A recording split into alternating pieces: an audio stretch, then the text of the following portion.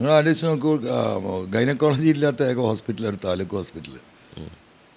അപ്പോൾ ഒരു നാട്ടിൽ ഏറ്റവും ബേസിക് ആയിട്ടുള്ള നമ്മുടെ ഇടത്തരം കുടുംബങ്ങൾ, അതൊരു രോഗമല്ലല്ലോ, ഒരു സുഖപ്രസവം, അതിനൊരു ഡോക്ടറുടെ ഒരു സപ്പോർട്ട്, ഇത്രയല്ലേ ഇതിന് ആവശ്യമുള്ളൂ.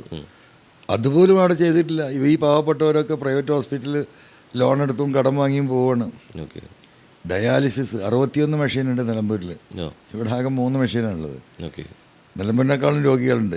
ഇതിൻ്റെ സർവേ നടത്തിയത് എനിക്കറിയില്ല. ഞാൻ സർവേ നടത്തിയിട്ട് ഏകദേശം 1013ഓളം കിഡ്നി പേഷ്യൻസ് ഉണ്ട് മണ്ഡലത്തിൽ.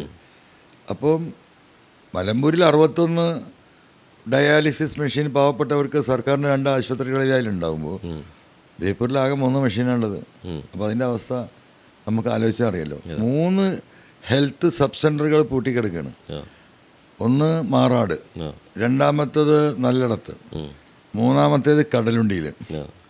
പൂട്ടിപ്പോയത് എന്തുകൊണ്ടാണെന്ന് വെച്ചാൽ ഈ ബിൽഡിങ്ങിൻ്റെ പഴക്കം വരുമ്പോൾ ഇതിൻ്റെ ഫിറ്റ്നസ് കൊടുക്കാൻ കഴിയില്ല PWD അറിയിപ്പാൻ. അപ്പോൾ പൊളിച്ച് പണിത് പുതിയത് ചെയ്യണമെന്നാണ്.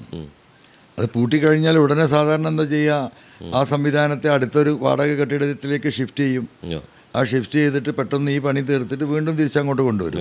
നമ്മളിപ്പോൾ ഒരു വീട് പുതുക്കി പണിയുമ്പോൾ എന്താ ചെയ്യുക, ഒരു വാടക വീട്ടിലേക്ക് മാറിയിട്ട് വീടെടുക്കുന്നതാണല്ലോ, തിരിച്ചങ്ങോട്ട് വരുമല്ലോ.